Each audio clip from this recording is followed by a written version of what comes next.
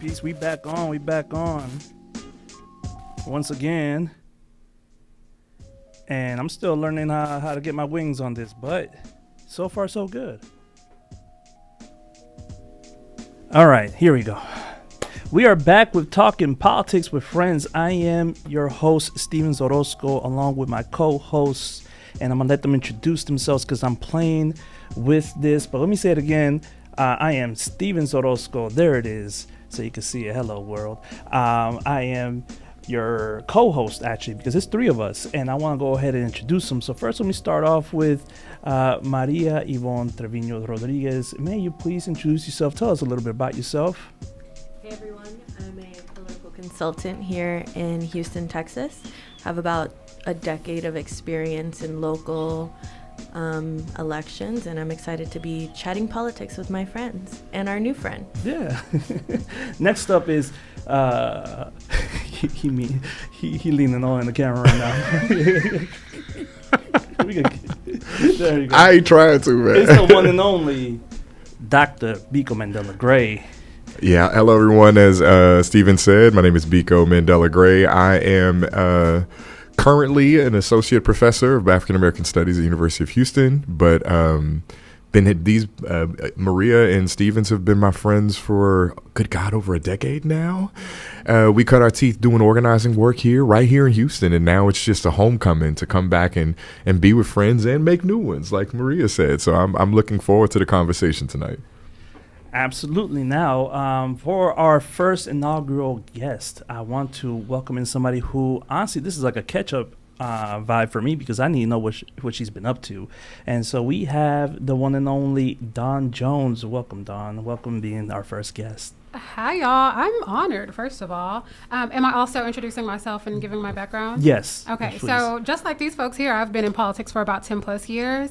I'm a political organizer, political journalist now, also commentator. I've worked on Senate campaigns, gubernatorial and presidential campaigns. And now I work for Courier Newsroom, where I've been in the media space and kind of connecting organizing to civic media for the past 4 years or so. So yeah, I'm happy to be here with y'all.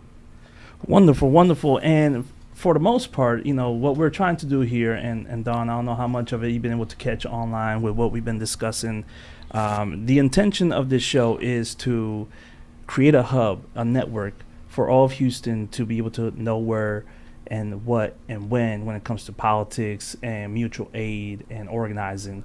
Just because, you know, in our collective experiences, we know that everybody is kind of sparsed out, like in different areas. Yep. There's different groups, and as they're doing amazing work, and they're showing up and is having an effect. And I am curious to know what will happen when all those groups get together in a huge coalition, especially heading into an important election in this November, and then of course the one in 2 years in 2028. So I just want to let you know that we're honored for you to be here, because I've been observing your work from afar. You know, social media is a great tool to be able to see what people are doing, and I've been able to see you just kind of like go up the ladder of all the work they've been doing. So please tell us a little bit about the latest work that I saw you doing regarding covering the Christian Menifee campaign. Like, what stood out to you, because that was like a very big important campaign for Houston. Yeah. Okay. So, well, first of all, I appreciate that. Like Steven said, this is a catch up for us because we've been kicking it since I was working for Bernie in 2020 or something. So to the point that Stevens is making, I do have a podcast called Pretty in Politics Podcast. And I kind of developed that in about 2018, 2019. And that's just because I was organizing in Houston, kind of like y'all, and realizing that I was connected to folks that were on the ground and doing good work. However, everyday Houstonians and Texans they still didn't know what was going on. So I'm like, okay, I have all this influence. I know all these folks. Like, how do I start to generate information to where it is now articulating to where they now understand? And so I started to interview a lot of my friends that were running for office and that were able to explain what was on the ballot. And so specifically, it really picked up in 2024, I'll be honest. And I think a bit of that was because obviously I do work for Courier Newsroom, and I developed Courier Texas. But I think locally we have had some races that have been pretty transformative. divisive, CD 18 being one. And I think, the redistricting fight and now redistricting crisis that we are now in, we got it firsthand here in Houston first. And so it was like, people need to understand what this is. And so when talking about people like Christian is a friend of mine. So we actually went to high school together. We were in speech and debate together. That's just a fun fact. And so I was rooting for him, not because I believed in him, but because it was like everyone was looking for this new energy and, in CD 18. And it was like, he deserved this seat and he's done all this work. Unfortunately, this past election, when he had to run against Al Green, that should have never had to have been a thing. They should both be in Congress. And so I thought it was important to make sure that people were taken along the road that we were going along when they were in their two different districts and then now competing against each other, but to really explain what was at stake and, what was up ahead. And so now we see redistricting all over, but I thought it was important that people understood that it kind of started here. Please go ahead. So do you think Texas is a litmus test for what Republicans are trying to do nationwide? Yeah, I'm sorry, but I won't even let you finish. No, I'm curious. No, this is good. I'm just curious. I mean, we sort of talked about this a little bit last week, but I'm curious. You've been in the middle of some of these formal electoral politics races. I'm curious what you think in terms of and I know, Maria, you've been part of this stuff too. Do both of you all see Texas as this kind of litmus test for Republican politics? Or maybe even politics in general moving forward? I'm curious to hear what both of you all have to say. Yeah, I'm curious to hear what you think too. But definitely we were the guinea pig. And I think that's because, we have a governor who is just willing to do whatever Trump says. And, he got the call from the DOJ to go ahead and, redistrict our maps. And of course, he's going to say yes. He's going to do anything to get down with Donald Trump, even though Donald Trump does not mess with him. And so, I think definitely we kind of all knew, once we did it, and our maps passed, we knew that we were kind of setting the tone for what the rest of them were going to do. And then it was kind of like a domino effect, when we start to see the other states. And I agree that redistricting is one example of Republicans trying to push policies on the statewide level that nationally they want to be able to pass. One great example that I can speak of is SB 4, the immigration enforcement bill that's been considered unconstitutional for years. They've been trying to pass it for over a decade. And ultimately, that was a way to be able to get immigration enforcement done at the local level, which is what they've been wanting to do at the national level and what Trump's primarily been able to push simply because he has all that power now. And so I think Texas has been that guinea pig in all levels of policy, not just voting rights, redistricting, but also in immigration enforcement, in our criminal justice system, the amount of people that we imprison and how we imprison them, how we use them while they're in prison, how we treat them when they're in prison. These are all tests to see just where our moral standards are, how far they can go, and when society will stand up and speak out and actually push against these laws. Yeah. And, for the most part, I've been saying in many of our conversations since the beginning of our activist work is that Houston really is that special litmus test because you have a Republican state with a very blue city. And I feel like as much as Biko, you mentioned that, is it a litmus test for Republicans, is also a litmus test for Democrats, which we're going to get into. And also, this is a great segue for folks to know that we are going to be opening up the phone lines at 8 p.m. So that's going to be 713-668-1230. That's 713-668-1230. Because, look, I'm going to be balanced here with Maria and Biko and Dawn. But every once in a while, I may have to just say, all right, let me knock on this little problematic window that we have in our house. And I used to be quite familiar with how to bring up the problems, and I'm trying to be a solution oriented person. So I appreciate being able to have this conversation because we are looking at a very crucial time, and I do have a lot of hope and faith in what Houston can offer. So with that, let me ask you about back to the dynamics with Menifee and Al Green. Don, the fact that they redistricted to the point that they pitted two black congressmen against each other, and they were able to do so as the first state in the sense of this whole redrawn the maps. It has triggered a legitimate war of maps, right? Every state now is doing all this. And as Texas goes, the rest of the country went. That's why we keep looking at Texas as something special, right? That's why they're looking at Tallarico as what I call the big white hope, right? He's the big white hope. Okay. Because we're see, I need to put the camera on you for the reaction next time. Look, I call him the big white hope not because he's my big white hope. Right. He's the big white hope for Texas, who always votes red because they don't like any other shade in the office for senator, right? That's my personal criticism, and we could talk about that and discuss history. But I want to ask you about what are the dynamics that you're seeing with James Tallarico coming out of this redistricting fight now, where people are starting to create new coalitions in these districts, and they're trying to vie for Houston as a legitimate, like, up for grabs, even though Kim Paxton, for me, is way, like, out of range, but they think they could do something. Like, what's your perspective on those dynamics right now? The dynamics on Tallarico? Yes. Or, to your point of saying the big white, big white hope, yes. So I think James Tallarico was, I believe they painted him to be like this very pivotal person throughout the redistricting and when they broke quorum. Like, he was the state representative that they were looking at. Like, he had the answers. He was the one who was on TV. He was doing all the things. And so I think when he decided to run for Senate, it was like, okay, well, like, this is our answer. Like, this is the guy. He's fearless, you know, and he's willing to do the work, clearly. You know, I think everyone here in Texas is at least looking for a fighter. These are not my opinions. I'm just saying what I think other people think. And so I think they have kind of created this, and they have at least put him on a pedestal of, like, this guy has the answers. He's able to go across the aisle. He's able to pull in Corrin supporters, and he's able to, you know, maybe speak a different language that we didn't get from Democrats in the past. I don't know if that is necessarily resonating with the people on the ground, but I do think there is enough people that are, to your point, they look at him as if he is the answer.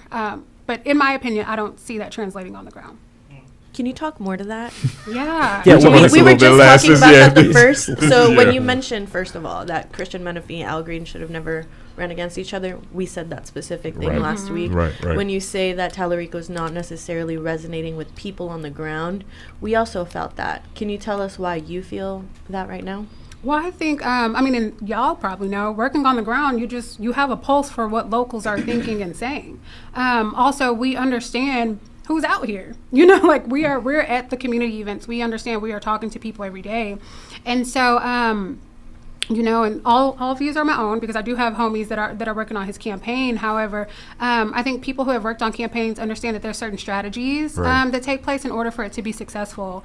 And unfortunately, I don't think that has translated in outreach. There's gaps in outreach when it comes to minorities, specifically Black people.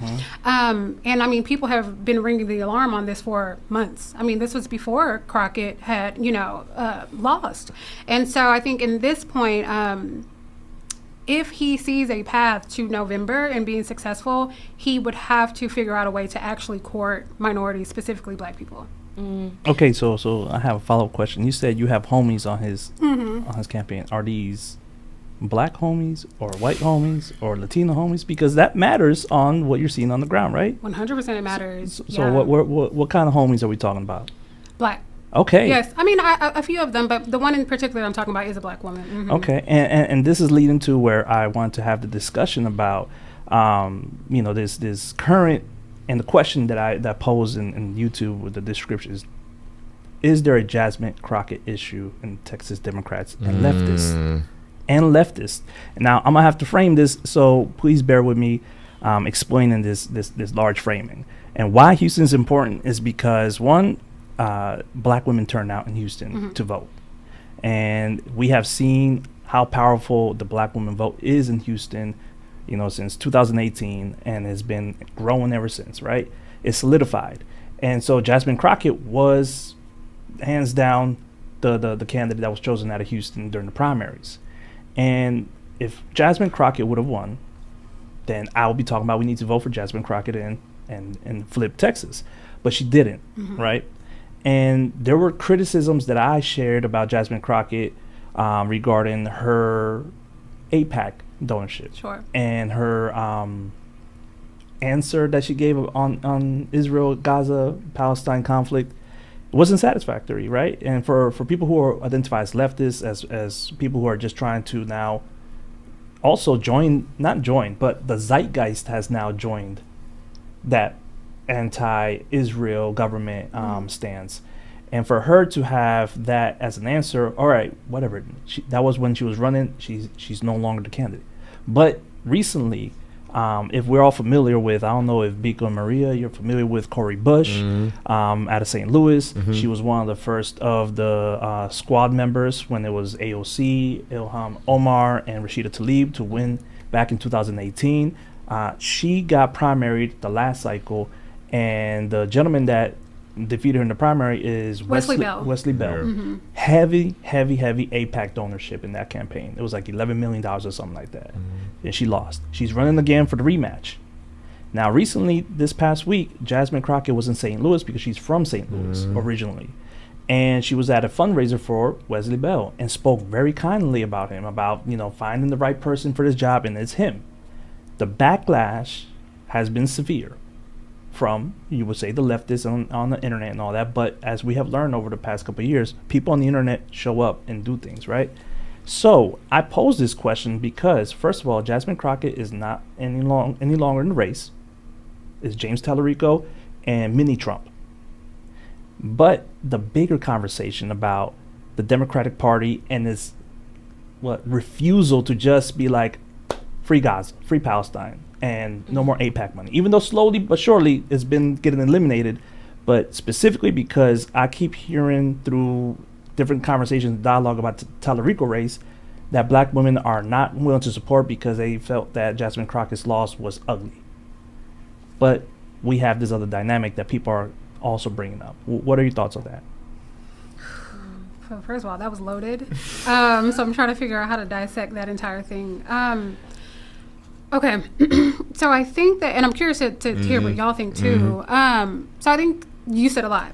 I think the first piece is that, yes, I think Jasmine Crockett did face a lot of scrutiny around the lack of addressing AIPAC money or anything. And I think, I can't speak for her, but I think a part of her was maybe just trying to stay focused on what she was doing. And I think what we have seen clearly or learned to realize is that it matters, that people address that and then address it head on, because people are not playing that no more. And so unfortunately, in her case, I think maybe she caught on a little bit too long. And so, yeah, to your point, she had some reactions that were kind of like, I don't want to talk or whatever. So I think that's one thing. But even in that moment, there was a double standard because James Tallarico apparently had also received AIPAC money at some point. And so I think when they were in the primary, it was like, okay, well, we're going to get on Jasmine for this. But I don't think Tallarico was getting that same sort of backlash. And so I think that's one part. And so to your point about it being a black woman problem, I think that is the piece. So I think it's one thing to be critical of her in that stance and then to be critical of maybe her campaign, because that also deserves criticism, because listen, they weren't doing the, right. But I have friends on a campaign too. So I think those are two things, but I think it is, important to call a thing a thing. And I think she was receiving a lot of double standards because she is a black woman. And I think that is kind of the sore part that black women are feeling, is that, she did lose. And so I think there's a lot of grief that comes with that, is that she was getting attacked online a lot. Tallarico supporters are still kind of being real crazy on threads and all the things.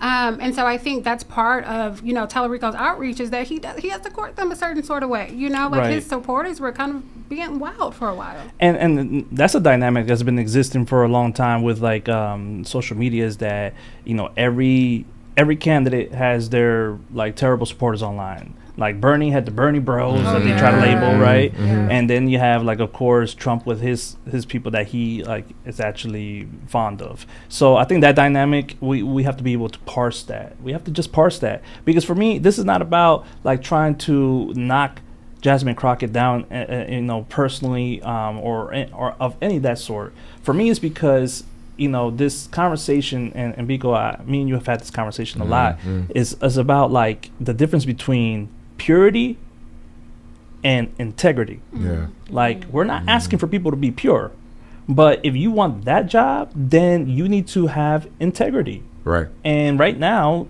it's not popular to have AIPAC money. It's to the point that AIPAC has now been funding through new PACs, new names, so people don't recognize it. So I feel like, that's the part. And I want to ask you, like, how are we parsing this in our politics with, like, the Democrats who want to, like, get these votes, but they're like demonizing leftists or people who are just pro-Palestinian for still holding on to this issue? I think with you, there's a lot to this question, right? And to this conversation. As it relates to purity, one of the things, and I'm not in formal political circles. I'm just a philosopher who, happens to, teach black students at U of H, black and brown students at U of H. But I'm reading this as someone who is more further left and who can say certain things, I guess. I say all of that caveat to say this: the Democratic Party has rarely had integrity, and I'm not trying to be the guy. There is, at some point in time, the Democratic Party does make pragmatic decisions about it. It's a game theory for them. Mm-hmm. And so in that regard, the question ultimately becomes for them a question of, how do we win this game? What is the strategy by which we win this game? And so in that regard, I think you're right to Dawn, to point out that Tallarico and Crockett, they're both game theorying this thing out. The question ultimately becomes which game theory worked best, and in this case, Tallarico's game theory worked best. I want to say that up front before I go into the other piece. The next piece that I will say, though, is that I think things have changed since October 2023. And I think it's super, and for those of us who are on the left and for those of us who might have been moved left because of what we saw in October of 2023, we saw this a long time ago. You could see it as early as the discourse on human animals from the prime minister and the president at the time, right, of Israel. Many of us saw that, and Ta-Nehisi Coates actually says this in a series of interviews. He went to Israel and he sees this thing feels like Jim Crow. Right. And I'm bringing this up to say that there is a certain way that the support for Israel had no choice but to wane over time because of the bald-faced nature of the violence that the Israeli government was enacting against Gaza. Right.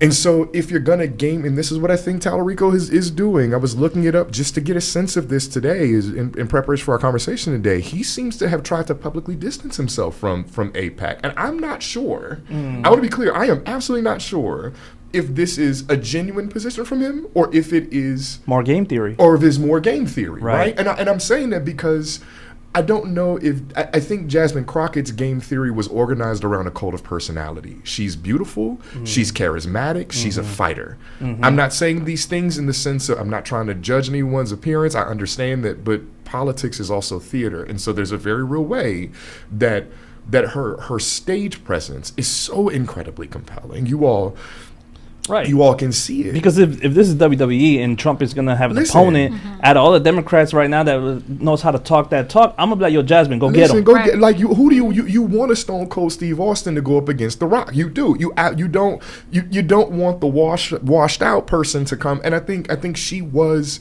and still in many ways this is what makes her a national figure. She's a fighter in that way. But I think when it comes to Texas politics, her game theory organized around a cult of personality was too national, I think. Do you see what I mean? Right. And so in the more national you get, the less space there is for integrity. And the more space there is to criticize integrity by saying, oh, you all just want to be pure. But I think Jasmine Crockett wanted to be a national figure. And I think she still does. And I'm not saying it's a good thing. I'm not saying it's bad. I'm not making a judgment. I'm not making a judgment. No, right. And me neither. Like, for me, it's like I'm past the point where I'm trying to, like I said, like function out of purity politics. Like, I don't want to do that. But the integrity part is important to basically just explain why your game theory is failing now. Right. Like, why it's failing, why it doesn't work anymore. But go ahead. Well, the only thing I'm pointing out here is maybe she does have integrity, and it's just not the integrity that voters want now. Right. Do you see what I mean? There's levels to it. Like maybe what's happened, and I don't know, but maybe she's supporting Israel all the way down because that is her politics. And it's not, I don't know. I cannot, but I'm saying we also have to entertain that it's possible that that's her politics. And if that's her politics on foreign policy, and it's not resonating, and polls are showing this with Democrats, even more centrist ones, they don't like Israel right now. And we were just talking about the Palestinian struggle Right. But also, like, people are also aware that this war currently going on, raising all the prices, is triggered by the 1000%. conflicts that Israel engages in. 1000%. So Israel is radioactive right now. So for me, it's funny for any politician to be like, well, yeah, I'm going to align myself with them right now because it's toxic. So, but the flip side, the one thing, and Maria, I'd love to hear your thoughts because we talked about this a little bit last week too, and I'd love to hear your thoughts too on this. The difficulty here with Jasmine Crockett. And not a difficulty, the quagmire that I think James Tallarico is in, and it's important to point this out, is Jasmine Crockett, in as much as she might have run a difficult campaign, maybe a questionable one, I wasn't watching all the details, black women showed up for her. right. And there's a very real way, and I've been thinking about this quite a bit, Tallarico has to find a way to reach out specifically to that voting bloc, and the gee golly willikers, I'm a white Christian, like that. That ain't gonna work. It's not gonna work. It's not going to be as effective in black women communities as far as I don't want, but that's what I'm looking at in terms of like the sort of like optics of it all. Maria, I'd love to hear what you're thinking because you've been quiet. Like I've been running my mouth, and I just have so much to say about it. I started organizing for the Students for Justice in Palestine in 2016 while in college. When that issue, nobody was really talking about it. And the reason that I was able to empathize with that struggle was because I, as an undocumented immigrant, could see myself in those students. And they're being pushed, in their families being pushed out of their homes, in walls being erected, forcing them out of spaces that they once lived in the immigration enforcement that they had to deal with in order to get through checkpoints, not living freely in a space. And so it didn't seem politicized to me because it was so easy for me to humanize their struggle because I saw myself in it.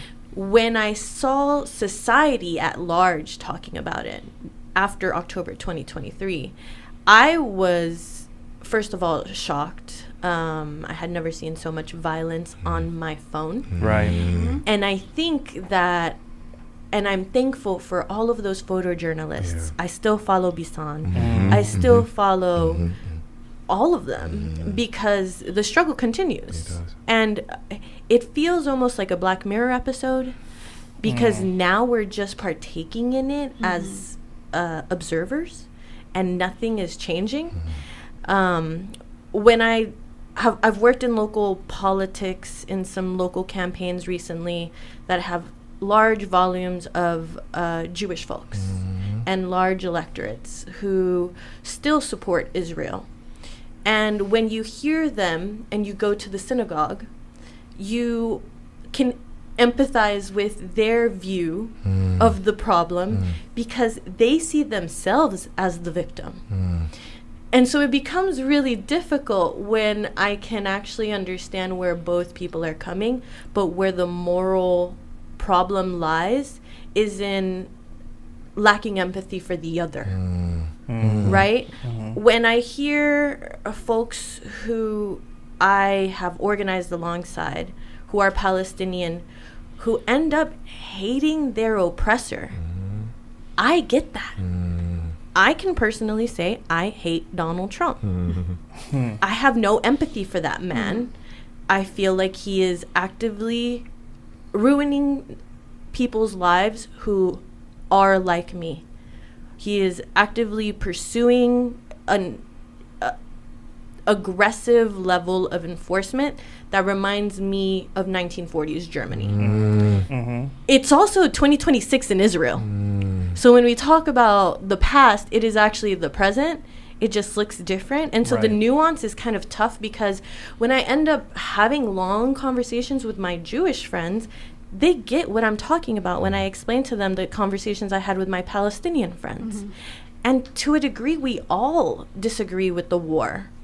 We all kind of can blame the people at the top, the emperors of these countries, right? And so I think it's when we each see each other as the villain that we end up getting bogged down in the details. Like when pro-Jasmine voters were being treated like the enemy by Tallarico voters, we're on the same side. Right. I can see why pro-Jasmine voters, I would have voted for Jasmine if I could have, don't see themselves reflected in Tallarico. I don't think that they see the fighter that they feel like they need, and I'm saying this because that's how I personally feel myself, in order to meet the moment. And I think what I mentioned last time as well is that I think Tallarico is taking urban cities like Houston and Dallas for granted. I think he's taking the Latino voters and the black voters for granted because he assumes he's going to have them in the bag. It's not like they can vote for anyone else in this race.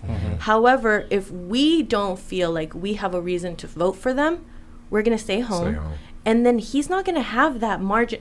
The moderate Republicans in rural parts of the state are not going to meet that quota that he needs in order to, you know, finally win in November.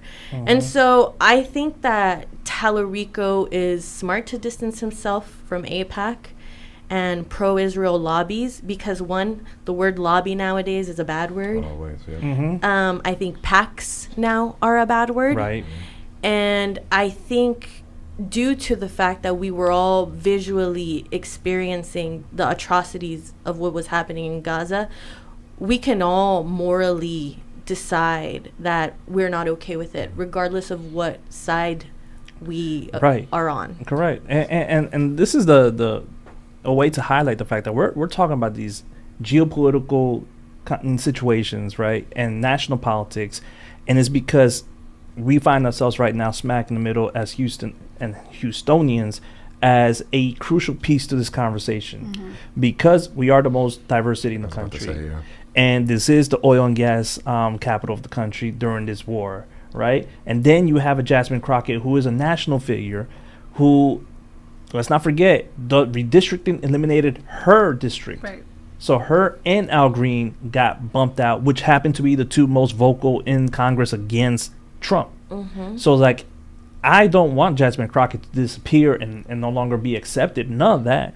I want the reality of this generational moment regarding pro-Palestinian liberation, because you cannot talk about liberation for any people without Palestinian liberation, because Jim Crow, apartheid, and all that is their reality. And that was copied from, you could say, Nazi Germany, but Nazi Germany copied it from, you know, the South. It's today's moral litmus test. And I think if Tallarico wants to be a big tent candidate, he needs to win over Crockett supporters. Absolutely. And he needs to realize that people who supported her not just because she was a black badass woman, but because her values aligned with ours, because she was talking about things, I believe, in a more progressive way than Tallarico is. Even if I didn't necessarily agree with her taking AIPAC money, even if I didn't like her skirting around answers around AIPAC, I still thought she would be a bigger and stronger fighter than Tallarico. Right. Yeah, I mean, and can I just say, just to go back to the point that you made earlier, Maria, and this is just to give folks grace because I just understand the black experience, and I have black moms, a black aunt, a black mom, and black aunts. I will say, to your point, up until October 7th, 2023, there were plenty Americans that did not even know what was going on until it was right in front of their face. And to the point, and I'm not like apologizing for anyone or being an apologist at all, but I think a lot of Democrats for a while thought that this was just an allyship that we had because we had it for so long, you know, with Israel. And so I think up until we were in real time seeing people slaughtered, people were like, oh, like this is for real, you know?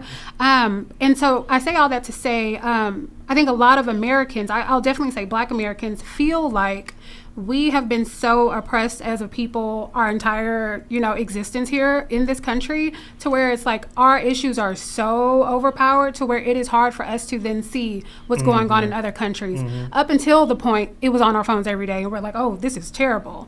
So I say all that to say, I think there are people that are just now getting on the bandwagon these past couple of years, and, you know, better late than never, I guess. But I just to say that there's a level of understanding of just like, oh, people really didn't. I had to tell homies like, oh no, this has been going on forever. Like, you got to go back and look at these Hulu documentaries and, you know, all these other things. I mean, they were having bombing campaigns like every other year. Like Gaza had been bombed several times. My first protest that I ever went to was in 2012, and or 2013, and that was when they had started bombing Gaza for whatever reason that they chose to that time, and it was like a big protest going on. So it's like this has been going on for a long time, unfortunately.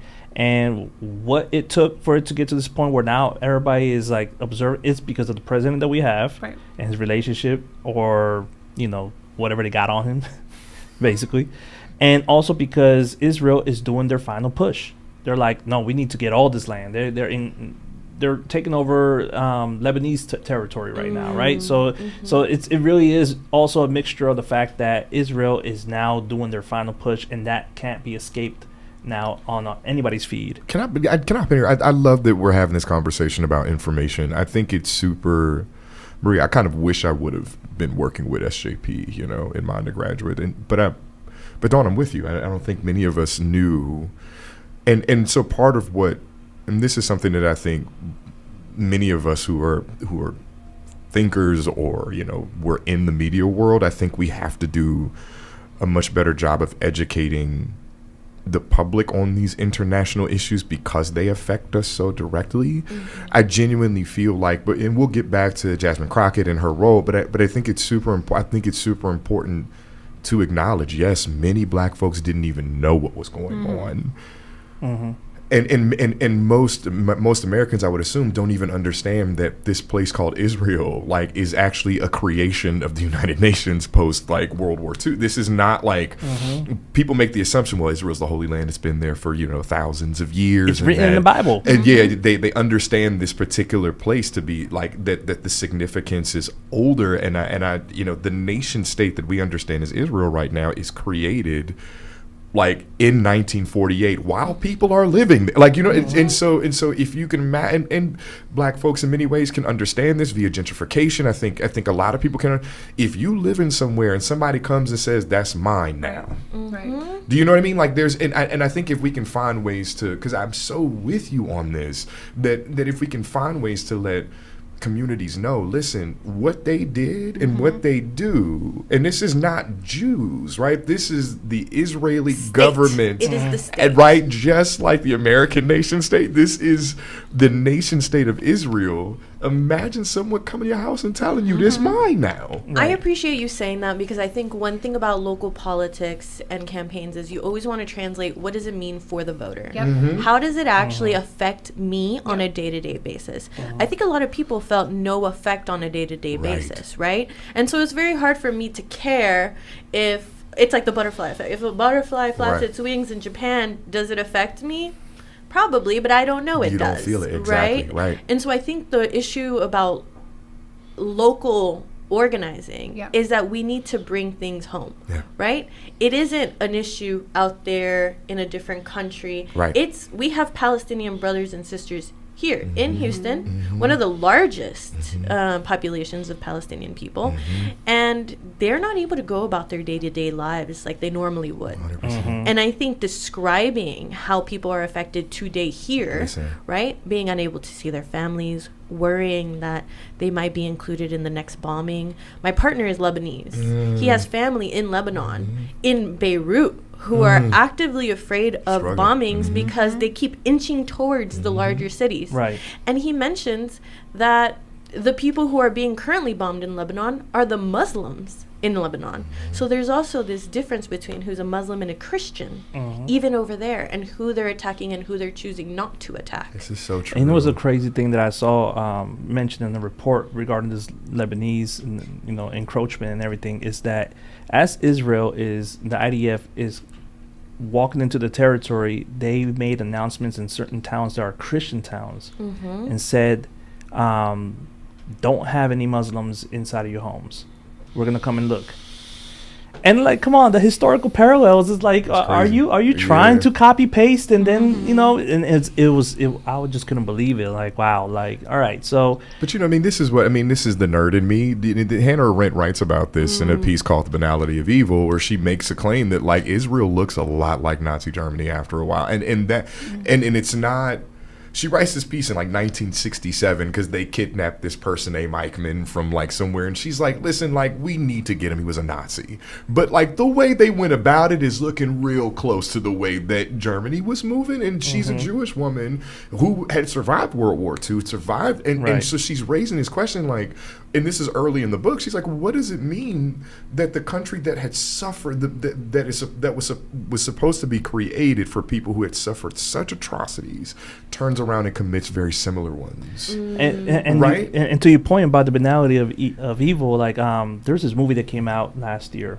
Yeah. It's called Nuremberg, right? Based on the Nuremberg trials that they did after World War II, where they were, put in trial all of Hitler's top command. And it's about the psychologist who was tasked to like talk to everybody and get as much information and all that. So he develops a relationship with the second in command, who basically became the first in command because Hitler was killed. And, great movie, great actors, Russell Crowe's in it and all that. But his basically hypothesis at the end of it, which led him to, drinking himself to death until he ended his life, was that he was telling Americans years after and wrote about it. It's like, oh no, Nazi Germany can be anywhere. They told me, come in here and understand the Nazi brain. Why could they do this? And he was like, oh no, it's not a Nazi thing. This is a human thing. This can happen anywhere. Anybody can do it.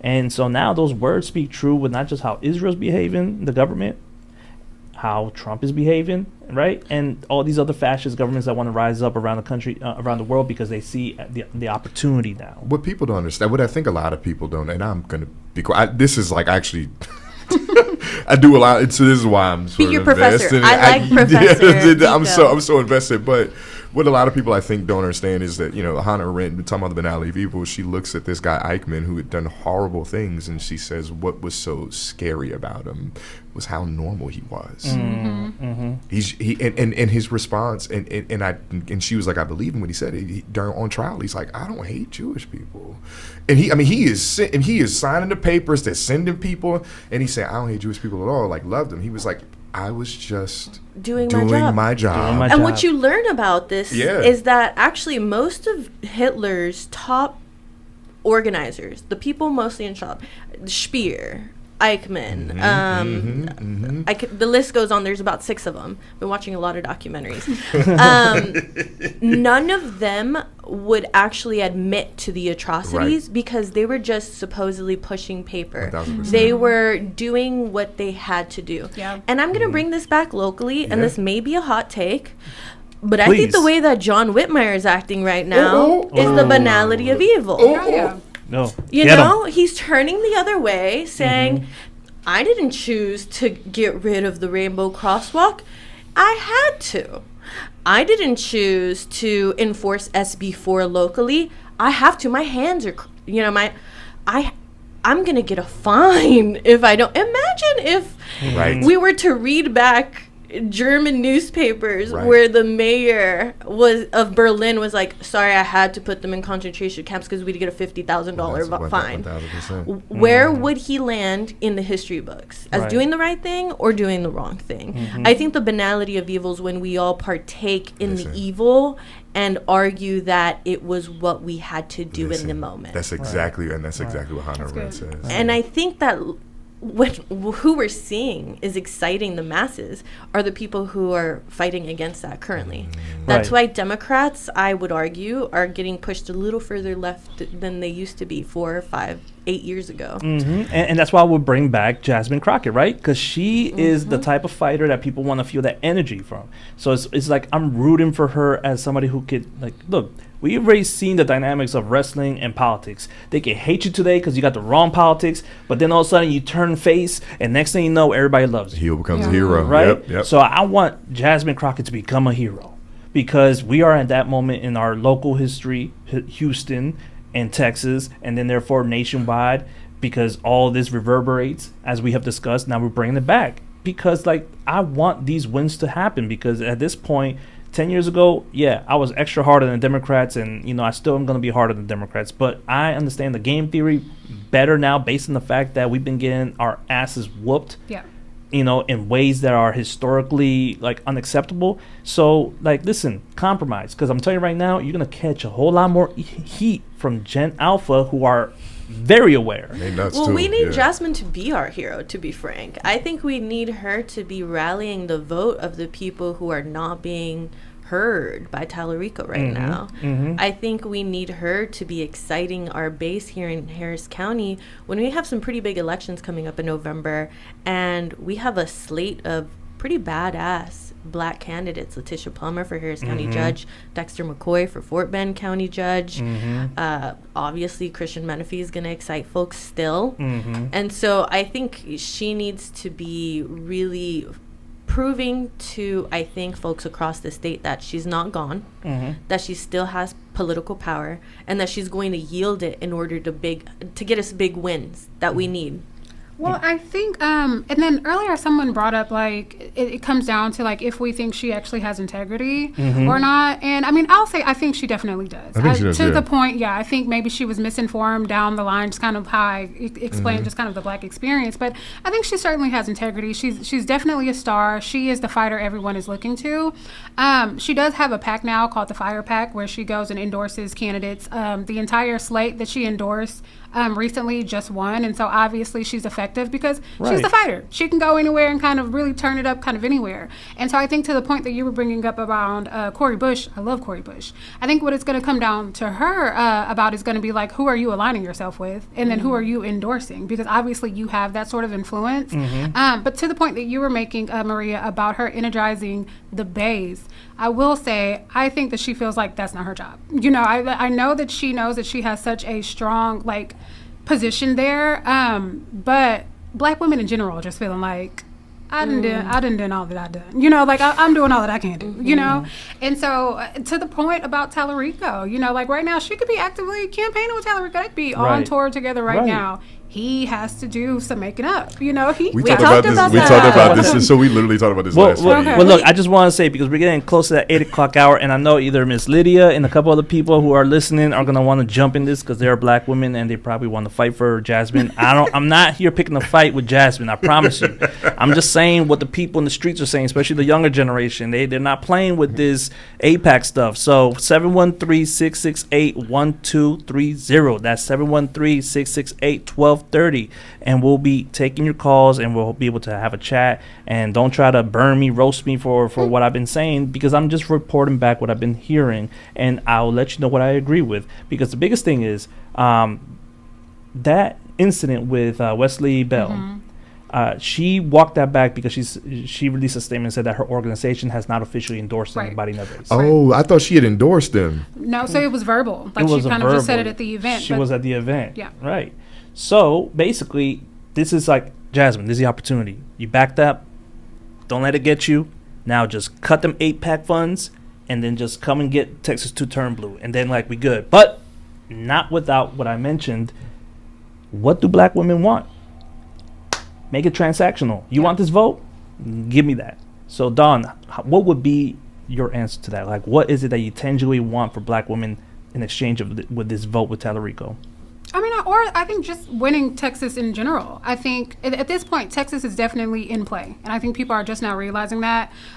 Today, the DLCC put in they got targeted 14 different races. And so obviously we're looking like a viable state at this point. And so I think this is just in general of winning Texas, overall. And so to the point that you're making, I think it does have to be transactional. And it's not going to be just bringing out a Black maternal kind of platform or priority that Tallarico had, but really addressing all of the things, the cuts to DEI, the cuts to SNAP benefits, the things that are impacting us every single day. And I think when people start to see that, then they'll start to see a return. And this looks like actually showing up in our spaces, not just doing these, events on the outskirts. Tallarico did an event in the Woodlands. I was just talking about, thank you so much for being here. I mentioned that last week because, and, obviously Beto had a campaign. He did what he did. Yep. There were some issues with it too.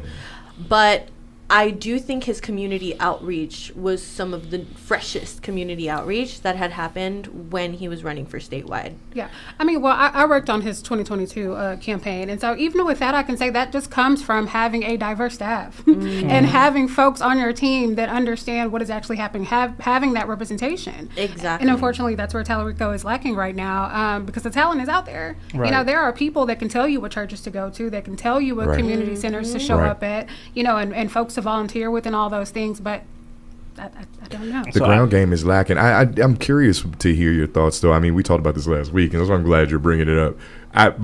My like weird theory was Tallarico's got to go to Jasmine Crockett and behind closed doors be like, listen, I don't know what you need me to do. Whatever it is you need me to do, what can I do to make sure that you are giving me a full-throated, like... Right. And I'm wondering, do you think he'll do, like, or do you, I mean, is that it? Well, first, is that the right strategy on Tallarico's part? 100%. And I'll say that it hasn't happened. I mean, from what I know, it has not happened. So why won't he reach, that's what I'm curious about. Like, why won't he reach out to her? It doesn't make, that's what's curious. I mean, he has to know that black women are, at least from what I've been reading, that the black women carry vote, the Democratic vote. They carry it, one, and they are not happy with the way that primary went down, number two. So I'm curious why he doesn't just tuck his tail and be like, hey, yo, what you need, fam. What I am seeing, it seems like they are being very intentional on trying to cross the aisle. It seems like that's where the focus is going.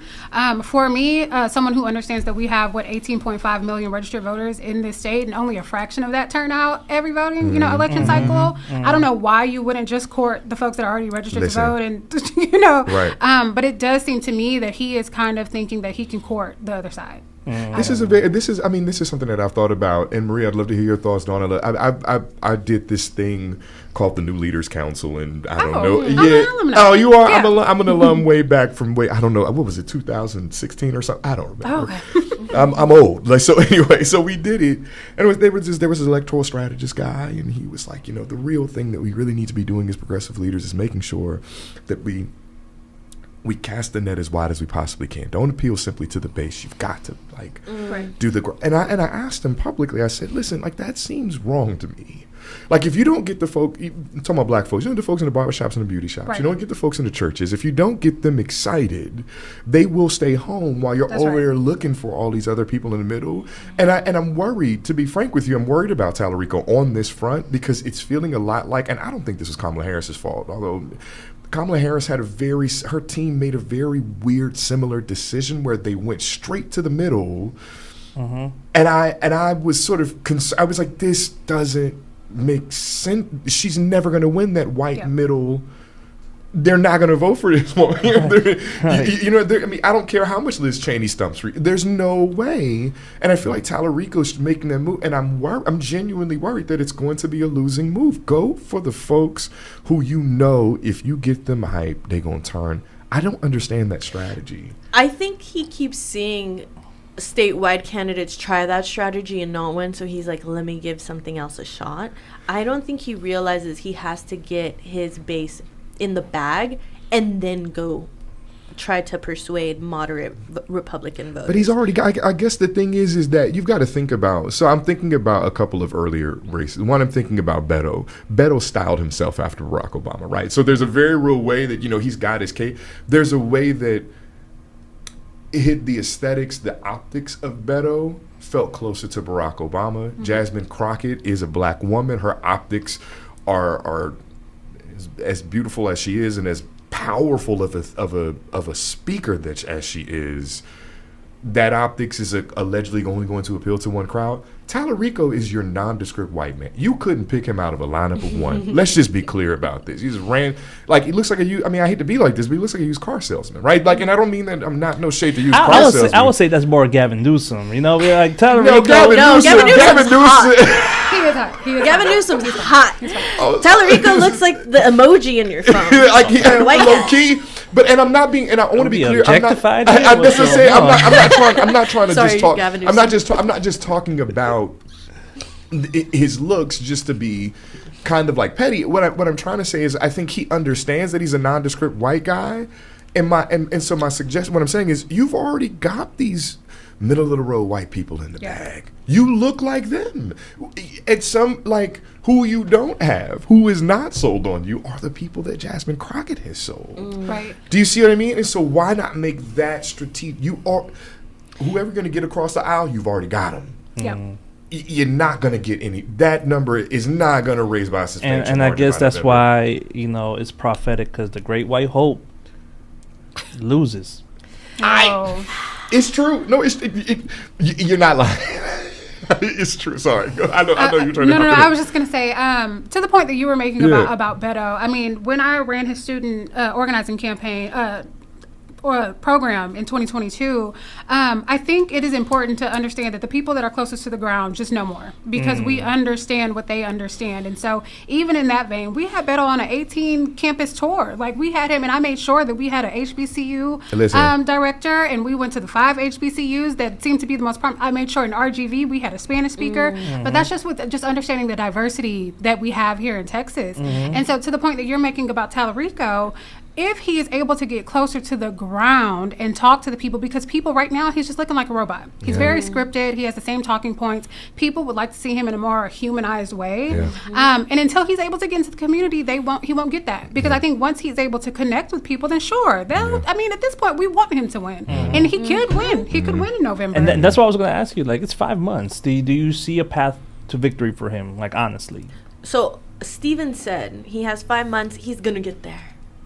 Don't you think this is the time when he should be getting there? Oh no! When I said he's gonna get there, I mean like he will get there as for like the result. 5 months of work, not just like in 5 months. That's what I mean. Right. But like that, organizing starts way before 5 months. Like I think he's behind. Well, I mean all the coalitions are on the ground. Like we're speaking to somebody who's tapped into the ground. So if all of a sudden Tallarico start making those phone calls, somebody like Dawn is ready to mobilize if everything feels right. She should have gotten a call already, is what I'm arguing. I mean, you know what I mean? That's what I'm arguing. Is 5 months enough time? That's what I'm asking. That's so funny, because we just had this conversation over the weekend. If he does not have a robust infrastructure in place, I would say by the end of June, there's a problem. Okay. Like, people have to be in place in every single region in Texas by August at the latest. Like, that's serious. Like, that really is go time in a statewide campaign. And so, I mean, he's already behind. I mean, from my experience on campaigns, it was like April when we already had people staffed up and we're ready to go. That's what I mean. But I will say in his from what I know from I know that donors will definitely invest in him after seeing that Paxton won, and so maybe he was waiting on some fundraising to get people in place. I don't know. But they would have to make those hires like this month. Because it comes down to. I will argue. I went on his website. I didn't see any, hiring. Community liaison. Well, they were hiring a Houston person. I know they were hiring a faith leader director. I don't know what happened though. Let's hope. I mean, look, it's sad. I mean, we're going up like mini Trump, and we got a pastor, and not just any pastor, like a milquetoast white pastor. It's starting to feel like it's just like gonna be inevitable if he continues this way. So hopefully he wakes up. Hopefully he starts doing the right calls. I had a theory that closer to election day, Obama's gonna go ahead and make them calls, because Obama already met with him in Austin, right? Yeah. He's gonna make those calls. He's gonna tell Jasmine, like, hey, like, what do you want? All right, we'll make sure that by 2028, when we take back the White House, we're gonna have something for you. Like, what do you want? So we could get you out there stumping, speeching, and all that, rallying for him. So that's my theory, because honestly, it makes the most sense that that's what's going to happen. So what are your thoughts on that? Do you think that's like something that's going to be effective? Do you think Obama will be able to turn a lot of people's minds to voting for Tallarico? I'd say no.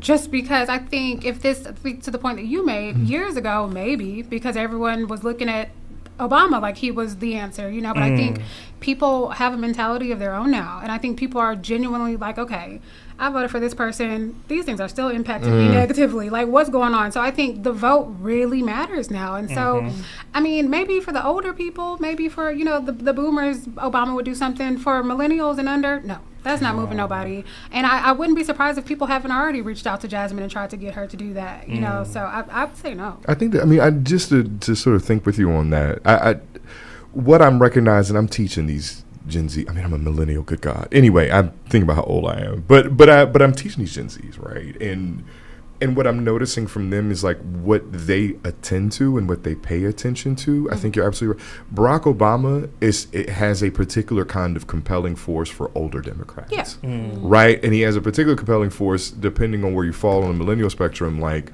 you might have worked on he might have been the first person you voted, depending, So I think there's a very real way that it opens up. That Barack Obama will have a resonance for older communities, but I think in another real way, even if they're not paying attention to Jasmine Crockett's politics, a lot of young folks are paying attention to the YouTube clips, the TikTok clips, the beach blonde, bad built, butch, like those kinds of claims. It was a bar, right? Yeah. Right, but I'm only bringing it up because I'm like, I think she understands how to manipulate. This is what I mean by she's an incredibly compelling figure. Here's the tea. I don't know if and this is where I'm a little concerned, a lot concerned. I mean, again, I'm thinking about like historical precedents. What made the Black Panthers interesting was that they were absolutely powerful on the aesthetic tip, right? Yes. They looked good. It wasn't just that they were brilliant and they were motivated. Good. They look cool. You know what I mean? That's what I mean. You want to be like that. The leather with the, you know what I mean? The brown berets, you could see there was a the aesthetics mattered. I think Jasmine Crockett understands that in a very real way. For what it's worth, I think AOC understands it in a very real way. I don't know. Mamdani absolutely gets it. But you got to think about that at a national level, that's a bench of 3. And we keep talking about things that excite us as people who are non-white. Tallarico excites youth pastors all across the 40-year-old accountant. But here's he can't. My thing is that like if you're going to win these large swaths of people in these urban centers, you've got to have Mom Donnie type juice. Even if those policies may not work here, right? You've got to have the juice. And he doesn't have juice. And we need him to have. And he has water. And water sometimes is all we need. Or milk. You know the white folks love them some good milk, child. Let me stop. I'm being petty. I didn't mean it. But They do. A nice glass of warm milk with some cookies. Who's usually lactose intolerant? Black people. Okay. So, all right. So wait. We are now opening up our lines, so let me go ahead and do this little nifty trick here where I put the number on the screen for you. It is 713-668-1230. That is 713-668-1230. You can start calling in now, and I will put you on with us and talk and have your opinions about what we have been discussing with Jasmine Crockett and Tallarico race and overall everything else that we discussed and see what you have on your mind. So we'll continue back to our conversation while I monitor the phone lines. But yeah, I think the excitement portion of it all is what's missing, and 5 months, I don't know if that's enough. I don't know if they're banking on the hatred that, Maria, you mentioned, like hating Donald Trump, and Ken Paxton is just his mini-me, right? Like his mini version of the corrupt politician, and just if everybody collectively is hating Republicans just as much, then maybe that's what's going to be what turns out. The motivation is that they hate Republicans more than they dislike Democrats, so they're going to vote for Tallarico because he is not a Republican. And maybe that's what he's banking on. What y'all thought? I mean, it is a midterm, so I could see, across the board a bunch of seats being flipped. Yeah. Just historically, it's a thing that happens. Yep. I think nobody voted for Tallarico because they were excited about him. I think people voted for him because he was able to paint a picture that he was the only viable candidate to actually win a statewide race. Whether or not that is true, I think he made a lot of people believe that. And I think that's why he was able to beat Jasmine, because he made her out to be a less viable candidate. My only argument is if voters don't vote for you because they're excited for you, then how can you get excited for him in a couple months to vote for him in November? That's a really good point. What's powerful about this, I'm with you. What's coming to mind to me, again, this is the weird nerd in me. There's this black feminist philosopher named is Sarah Ahmed, and she makes this claim that there are certain emotions that have like a particular kind of power. And excitement, of course, is one of them, right? I think she also says hatred's another one, right? Because hatred binds you to the thing that you hate, right? Like what's weird about it is And I said this last week. Donald Trump, you love him or you hate him, your eyes are glued to him, right? This is, and I think in a real way, what Tallarico is going to have to do, because there's not enough hate. There's not enough hate in the state. He's got to get the excitement, because I don't think the hate is gonna get him there. All right. Well, we have our caller, and welcome back, Miss Lydia. Hey, everyone. I'm happy to see you guys back on. And the new person that's there with you guys, is her name Erica? Dawn. Dawn. Okay, I'm sorry, Dawn. Dawn has reiterated some of the things that I said to you guys last week about, not believing that, that time is running out, that there's not a lot of time left for Tallarico to come on and, rebuild that trust and get in the places that he needs to be. But I also wanted to say, and Stevenson, I know that you're not picking on Jasmine Crockett. I appreciate you, everything that you do there. But she's spoken on the floor of Congress about Gaza, and against Netanyahu and all of the things that were happening there. She's also spoken on the floor about undocumented and the treatment. She's also worked with rural farmers here in the state of Texas quite a bit with the district that she represents. So all of these things have been front and center on the floor of Congress. For people, I guess a lot of people don't know that. They take sound bites from her quite a bit. And it bothers me that the public doesn't pick up that she is representing, and at this point still representing, their needs in her role. And I just think that Tallarico's personality, and I'm going to date myself a little bit, but the person that bridged those gaps, that got that, a lot of those Reagan voters, a lot of those Republicans, was Bill Clinton. And I don't know if y'all remember the personality of Bill Clinton, but he was very charismatic.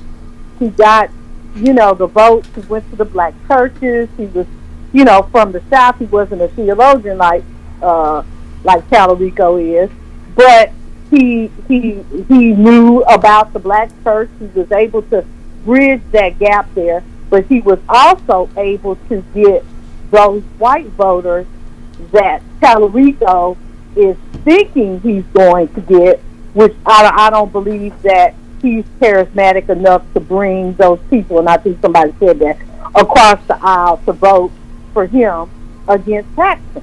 So I think that the bottom line is, and the money. We're talking about the money. Democratic leadership, I know Tallarico raised more money than Beto, and, a lot of these folks that have been running for office, I think he's raised the most. And he did that early on. And he was getting on all the shows, the Bill Maher, Stephen Colbert, even though Jasmine Crockett had been on those shows earlier, but it was before all of this redistricting happened. And so I'm saying that they were giving him exposure, and I know that has a lot to do with Democratic leadership, obviously Obama being out there in front with him at this point. And I think that a lot of people are just fed up with this game that gets played, black women especially, with us, and we're just ready to see something else. I hope that Jasmine Crockett sticks to her guns. I want to hear from y'all. What's the bent for the Democrats? What's the plan moving forward? I know the plan is to, retake the House and the Senate, but what are we doing here in Texas? What are we doing in Houston?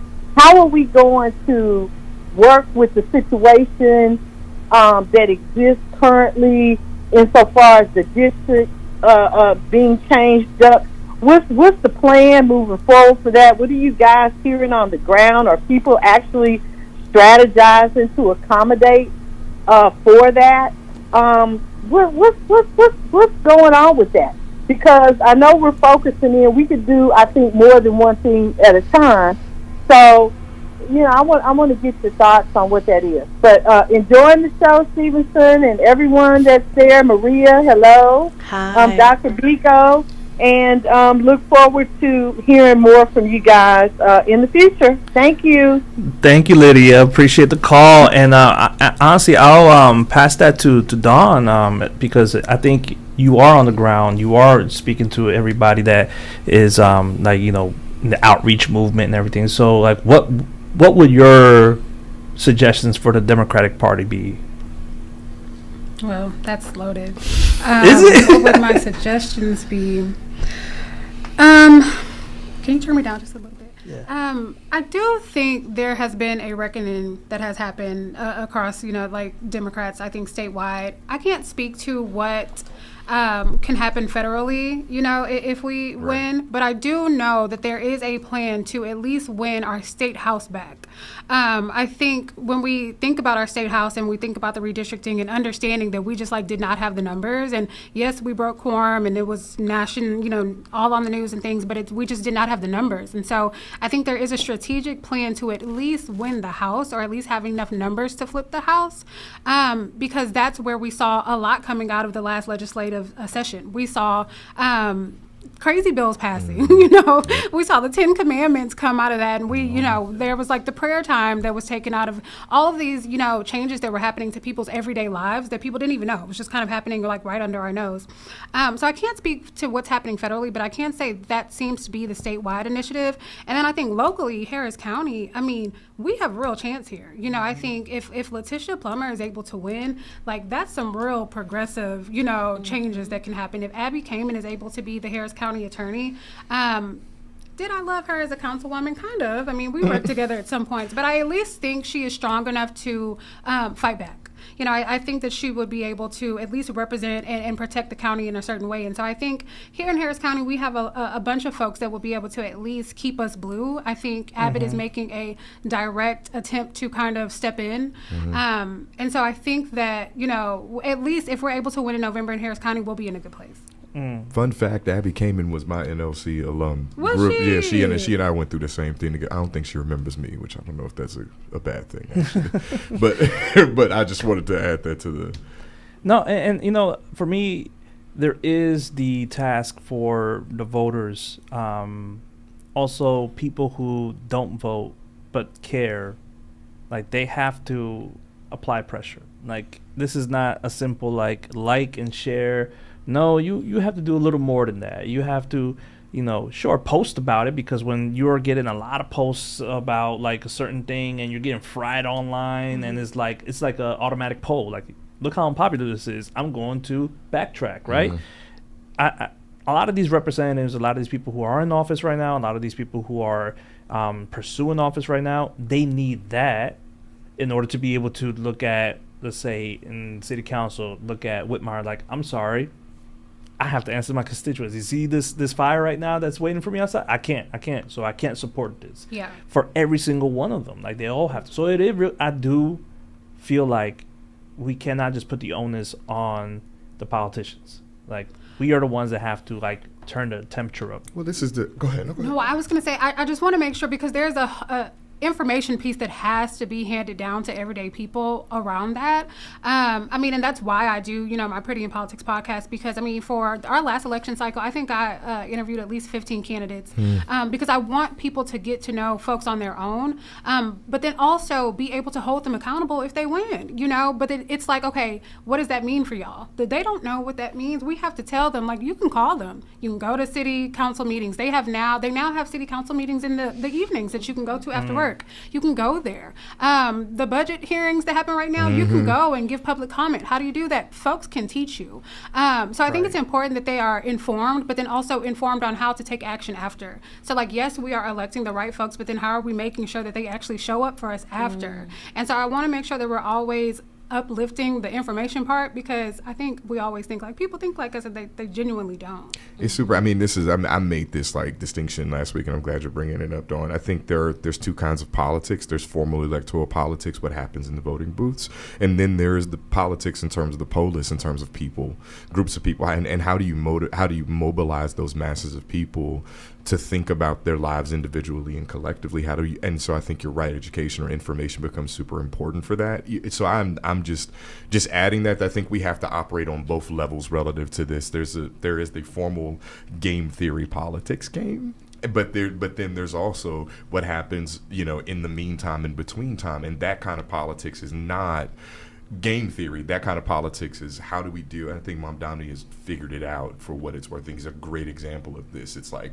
I got elected, now I've balanced the budget, now I've fixed this hoop in the rucker, now I've fixed this pothole on this particular street. And that kind of politics is where I think folks like us have to really do get mobilized and really do the job of informing the public. And that's building trust Yes. with your electorate, 1000%, right? When you yes. have things on your policy platform and you get them done, Hey, listen. you're building trust with your electorate. One, he's preparing to have a very nice re-election, I'm sure. Absolutely. But also will probably be setting himself for a bigger office. I'm almost certain they're going to put him on a presidential I think bid. at a time Oh, no, when Madonna can't run for president. What?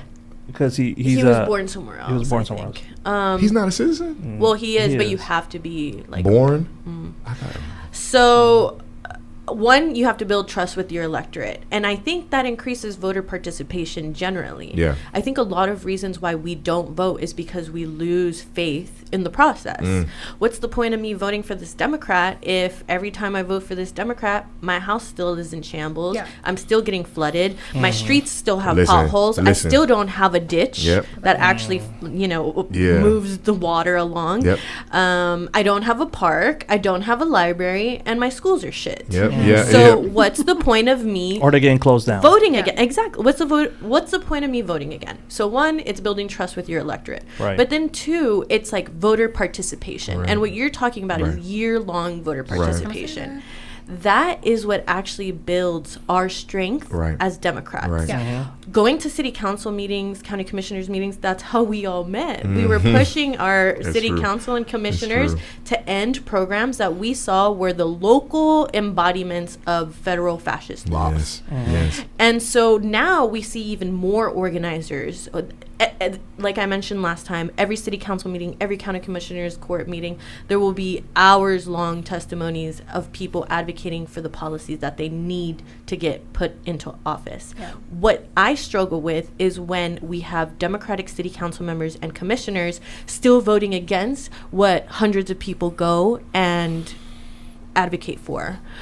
I'll give an example. Harris County Commissioners Court really disappointed me this last week or 2 weeks ago when they all voted to reinstate the flock safety program. Even though every single person speaking in that room, at least 95% of them were against it. One, they were arguing that it was not fiscally responsible to be spending nearly $1 million on a program when we're arguing that we don't have enough money for things that we all are asking for.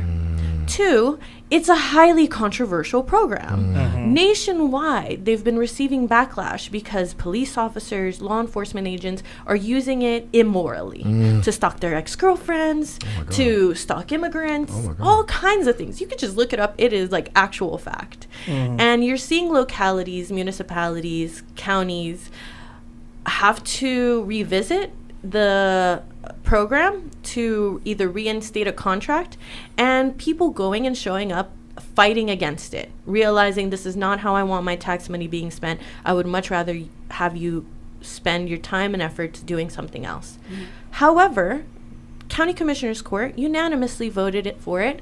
Lena abstained. And I was just shocked to see, honestly, some commissioners that I commissioner that I highly respect still vote for it.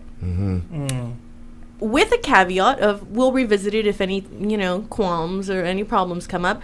But still, like, when I see the one commissioner who I usually trust stands with the people still vote against what the people are arguing for, I find it hard to feel motivated or inspired or positive about Letitia stepping into a role where she has an entire room of people who are going to politic and do whatever they deem is best for themselves because they have $1 million war chests.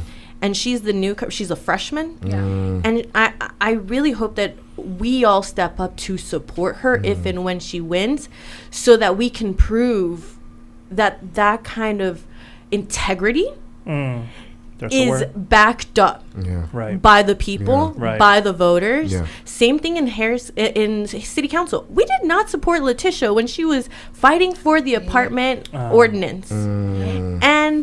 And then somebody stepped into a new role, decided to push it forward, and it happened. I don't think Houstonians are very good at supporting the fighters that we elect into office and fighting back the people who may not have our best interests at heart all the time, but who keep winning elections.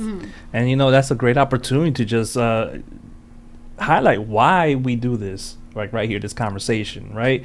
Because a lot of people probably absolutely feel the way you feel and don't know that there's this much energy and effort just trying to be directed, right? Directed towards this. And this is what we're doing. And I'm going to say this towards the camera because I got a text message saying that my side profile is nice, but I need to speak more towards the camera.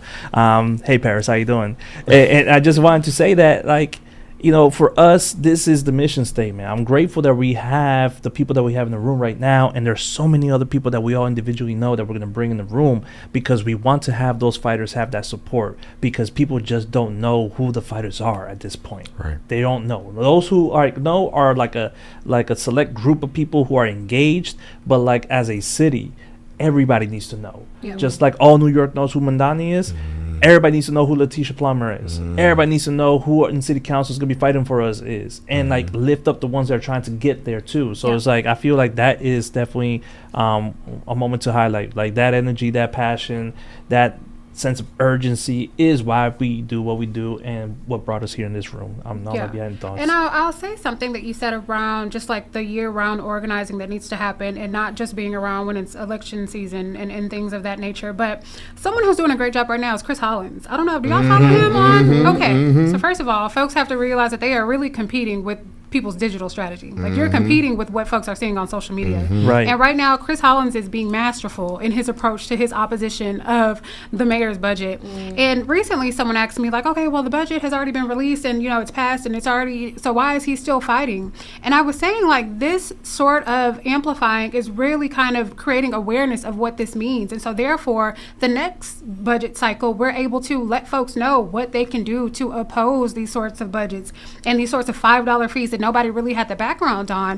But that goes around with the idea of like, okay, the election's over, the budget has already passed, but like we're still going to talk about it because it's messed up and it's impacting us every single day. My mom didn't know about that $5 increase until I was like, did you see this? And she was seeing his content on social media. And so to the point of you saying that we should support the folks that are, those are the folks that we still want to stay around. And then like Letitia Plummer has been progressive. Like I remember in like 2019, we were trying to get like an alternative first responder sort of, you know, program going. This was right after, this was, you know, in the Black Lives Matter movement, and, you know, folks were just, and Letitia was the only council person that was willing to work with us, the only person. And so I think to that point, the commissioners, yes, they seem to vote together sometimes and they can be bought out, but they also can be spoken to too. Like, and I think that goes back to like power mapping and understanding that like if you have enough numbers and you can go to Rodney's office or whoever's office, he'll talk to y'all. Like you can arrange meetings and talk to these commissioners.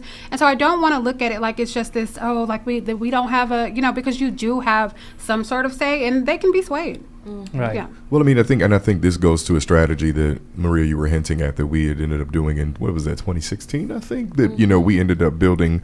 I think you're absolutely right about building people power and like thinking about how many different coalitions can be built like around particular policy issues. I think you're absolutely spot on with this. Like, and so I'm just sharing, like, I mean, and I think Stevens, that's part of the point of this show, is to find those groups, those organizations, to bring in those people who have those connections so that we can find ways to build coalitions around particular policies, particular issues, particular people. I think that's super important for us now, right? And so I just wanted to add that, like, I do think you're right in the sense that this is part of that work, and that people like you are doing this work, and people like you are doing this work on the ground. And I think we just have to continue. I think what what I'm thinking about right now is, like, we did that coalition thing in 2016, and it was intense for like 9 months. Do you all remember? Like, like there was Ron gone, by Devin. It was a whole thing, and it was intense. And the question becomes, how do we develop long-standing coalitional? Right. Because that coalition dissolved very quickly. And quite frankly, like, I think that was the right move. I mean, it was organized around a specific election. Exactly, right? Doesn't mean that we didn't stay friends. It doesn't mean that we didn't stay. Well, the political. Well. Let me. I mean, we're not going. We on radio, Stevens. Let me just. Come on, man. We stay friends. I know. My point is, that how do you build coalitions around particular policies? No, you're not wrong. Yeah. I think here locally, we have a lot of really strong organizers working on different types of policy issues. Right. But I feel like there does need to be a point where the commissioners and the city council members see other groups siding with them and organizing along their sides. I think they've pigeonholed organizers now. Oh, these are the annoying criminal justice organizers. Exactly. We can just assume those are the only people who care about this issue. Yep. And I think we need to show, like, we need to bring in the masses to show, no, it's not just me and my nonprofit friends. It's everybody in the city who's against this. That was a strategy. I mean, that was a strategy that we did, right? Yeah, wherever we ended up, and literally, wherever y'all were, we were there for that, and wherever we were, y'all were there.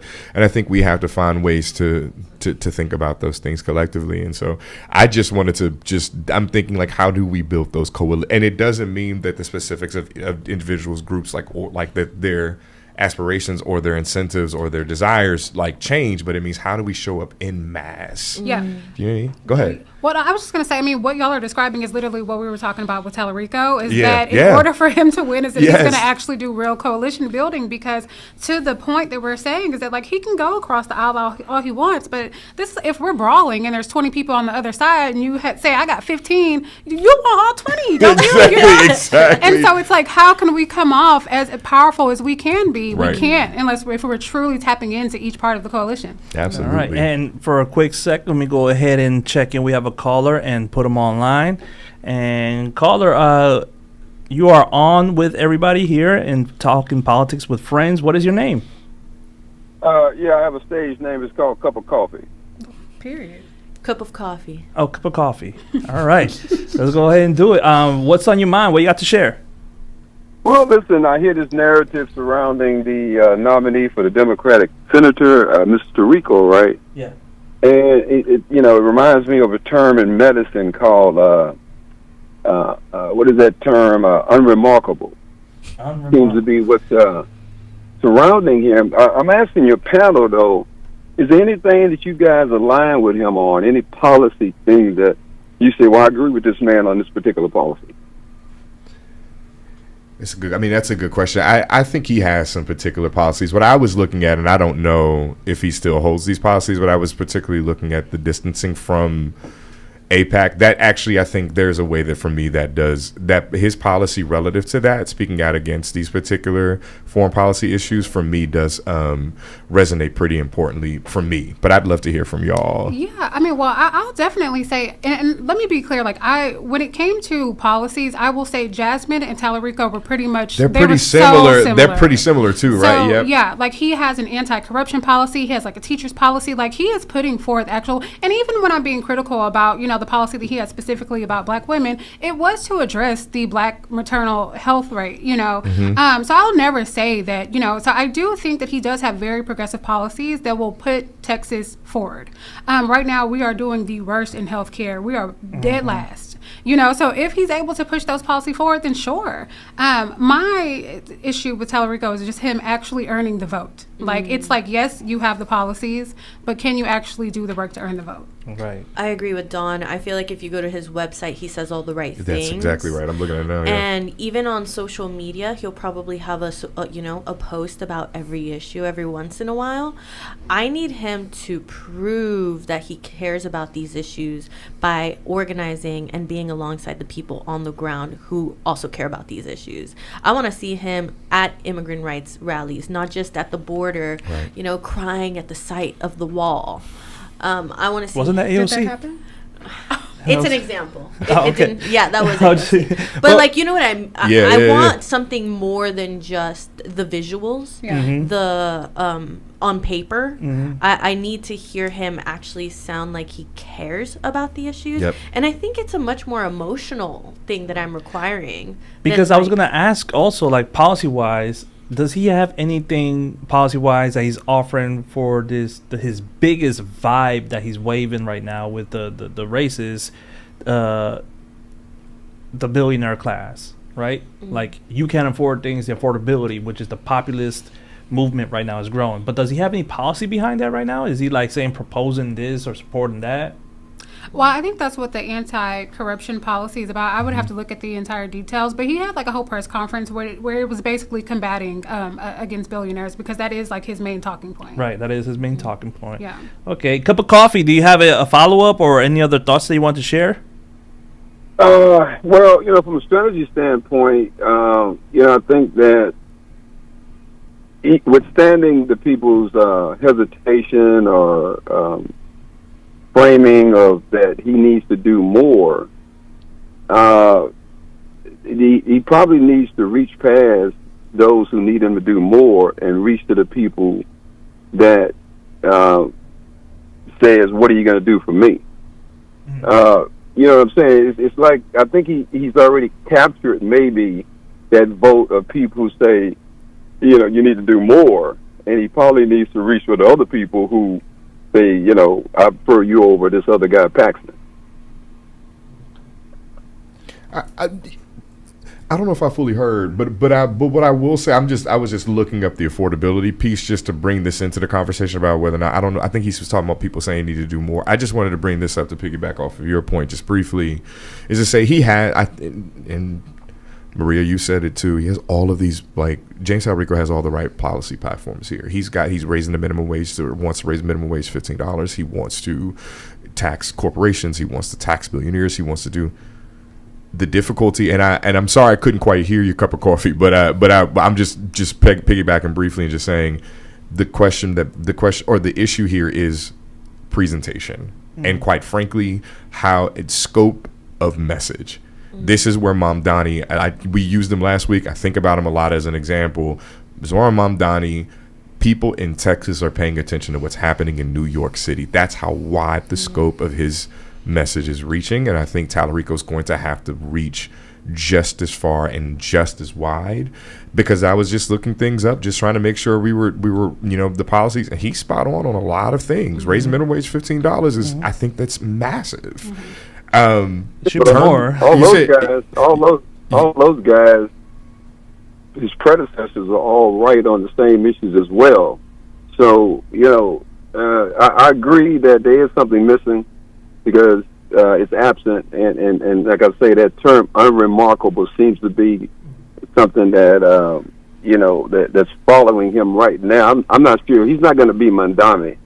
I mean, that's just that guy's his own person, right? Right. So he has time. He has time to close and win the race, but right now, he's just as I say, the people find him unremarkable. Go ahead. I have a question for Dawn. Oh. Do you think that it's a storytelling problem? Oh, you know what? That's so funny. I was going to bring that up. I guess. Oh, no. Okay. Thank you, cup of coffee. Yeah. I mean, a lot of people talk about his cadence. They talk about the fact that, like, he's just talking. Like, they don't hear the fight in his voice. I have some friends that joke, and because I guess he's in seminary school, and they're like, maybe he didn't get to, like, the preaching the homiletics section. classes. Yeah, right. I went to seminary, too. Yeah. He ain't quite take the homiletics class yet. You'll figure it out. That's exactly what they say. But, I mean, my thing is this. It is that he is so scripted. And I think it stood out the most to me throughout that debate with him and Jasmine, because it was putting him in a place to where he couldn't stick to the same talking points, and he was starting to lose me. And then I thought, okay, he has really learned his talking points down to a T, to where if he is asked anything outside of that, he can't move outside of that. And so I think people just want to see him being more of a human. We're not saying you got to go up there and be, Mom Donnie puts fear in people like Donald Trump. Do y'all remember that little, so he's different. He also started as an organizer, organizers, we're just different. Right. And so no one's saying you got to be that, but can you just be a human and be real and actually show that you're a real fighter? And I think right now it's just all looking too scripted. So authenticity is a big thing. Yeah. And we were talking about Trump and his authenticity and how it speaks to voters in ways that honestly he's shifted the electorate and the way that political campaigns run now. Because I would argue you don't need integrity to win campaigns anymore, thanks to Trump. But you do need to make people feel like they believe in you. Yeah. And what I guess integrity depends on the eyes of the beholder, but I feel like Tallarico doesn't feel that way for us. Yeah, that was the thing. We were talking about integrity. I was thinking about what came to mind to me is Donald Trump actually does have integrity. It's just narcissistic integrity. So he only cares about himself. He's kind of bald-faced. Well, and I'd argue he has integrity to white supremacists. That's right. He's never shifted from my people first. Because he himself is a white supremacist. So I'm with you. But I also think you're right. What people are looking for is the appearance of genuineness, the appearance of authenticity, a certain kind of emotional sort of affective pull. And this is, it might be a running joke for Tallarico's, but this is part of the art of preaching. Having been to seminary, part of the homiletic task is to make sure that you're moving people emotionally as much as you are moving them intellectually, right? It is not simply exegesis from a sacred text. And that's why, Dawn, I wanted to ask you if it was a storytelling problem, because I know that you work in a newsroom. It's all about how the problem is conveyed, who you bring in to tell the story. Yep. Do you think that he needs more than just online personas telling his story, more than just influencers? He needs raw individuals from the community to help him? Or how would you help his storytelling? He can get some people to speak for him and vouch for him, but he could also tell his own story. Right. Understanding that storytelling is the key to winning people, persuading people genuinely. Exactly. I will say Beto was masterful at storytelling. He was always able to link something back to a time or some part of history. Obama was great at that. Barbara Jordan was masterful at that, Right. But those are the stories that people hear and they feel something, people are only willing to move when they feel something. And so I wouldn't even say he has but he has to be more human. He has to be able to, hey, this is my Texas experience. We don't really know much about him, his personal life outside of being a teacher. And so, I think that's the part. I think he should do more of that. And so that you can't script that. And I think in a very real way, even if the story is one of, hey, I am committed to the seminary thing, that I think even if it's one that may not resonate with certain community, but I think there's a very real way where he can say, listen, I love the Lord because he heard my cry. And you could hear a lot of folks, see a lot of folks get on that. Now, granted, not all of us, but I think for him, I think he just needs to find a story and stick to it. I think you saw this with Beto. Quite frankly, there was a city council candidate. I think if he would have gotten in the race earlier, he probably would have won. Like Jordan Thomas, I was watching him at a campaign event, and he and I are friends. And he told a story about how him and his grandmother were waiting for the bus. And I'm sitting here that was our last video. Yeah, you know what I mean? Unfortunately, that should have been his first video. but I say to me exactly right, and being there, and he and I've been friends for years now, and I remember sitting there thinking to myself, man, now I know why you're an urbanist. Now I know why the streets matter to you. Now I know why the bus routes matter. Now I know why you're so invested. And there's a way that just knowing that backstory garners a lot of because you can connect to it. Exactly. And everybody named Mother know. You get on the Metro bus in Houston, it take forever for it to come. Yes, so there's a way that him being in. So I just share that to say Tallarico needs to find that story too, because he can't. This is the issue. He can't have other people constantly be the storytellers for him. He also has to get out there and do that work as well. And sympathy is important. And I think it would help him on the ground because I feel like Republicans realize how little we know about him. Right. And they're weaponizing it. Genuinely, His girlfriend stuff should have never been a weird No one cares scandal. about that. Yeah. But it should have never been a weird scandal if he was just telling us about how he has a girlfriend on the campaign trail. If he were to be a little bit more open about who he is, why he's doing what he's doing, I think nobody could, poke holes at his story because there would be no holes. Well, I have a suggestion for James Tellerico's whole campaign team for this push he's going to do. He's got to go on Hot Ones and he's got to cuss. That's Maybe. Just go on Hot Ones, eat one. Once you get to that mid tier, just start saying woo, and then just drop it. And I think that would endear him to people, see that he can actually, be a little bit more relaxed. Yeah. Right? While you might actually be joking, I don't know if you are. That might actually be a good idea for him. Hot Ones has made a lot. I mean, there are memes and gifs made off of Hot Ones, like Idris Elba. Right? There's a way that. But I just shared that. I just shared it to say, like, we might be. He forces people to tell them about himself. Yeah, he does. Like, he does such good research 100%. that he'll ask you about, like, exactly. So when you were in 6th grade, you had a pet rat, and I heard it. So I've only seen the clips. I haven't actually seen it. But I don't think he eats meat. So I think that is the thing. I think he's vegan. They've got vegan wings, too. He cleared that. He said he eats meat. At least now he says that. All right, we have another caller. Caller, what is your name? Caller? Barely hearing you, so there you I'm go. Just gonna I'm sorry. I didn't didn't have you patch it. Go ahead. What's your name? My name's Derek. Derek. Jabria. All right, Derek. Well, what's your comment? Well, you know what? I have a question. Have the Democratic Party went out and identified which one of the little small counties that's actually on the verge of turning purple? Because I think that's where a lot of you'll find a lot of leeway that way, because if you all been noticing these past few years for the governor's races, Abbott's been losing every major financial center inside of the country. He lost Houston. He been losing. It was Houston, Lubbock, El Paso, Dallas, all of those little money makers. Huge counties that he's been losing. But it's always been the small Texas towns that's been actually giving him the edge every time. So have they ever actually done any study to try to see if they can start going into these little small counties? Because in this, let's say, I think it's about 254 counties in Texas, and I think that'll actually help him to win. So I'll say. I mean, I'm going to assume that their electoral strategy has looked into the small rural towns that have more moderates in there. But I have no idea. That definitely is part of their strategy. That's just been a common strategy, period, with it being 254 counties.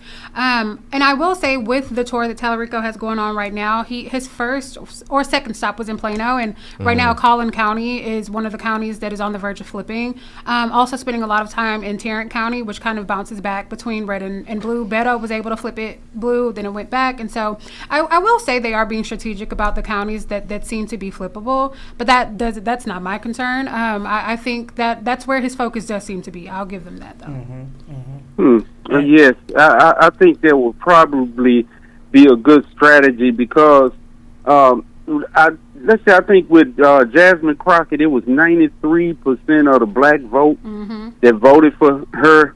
But then it was the Hispanics that really actually gave a lot of their votes to Tellerico.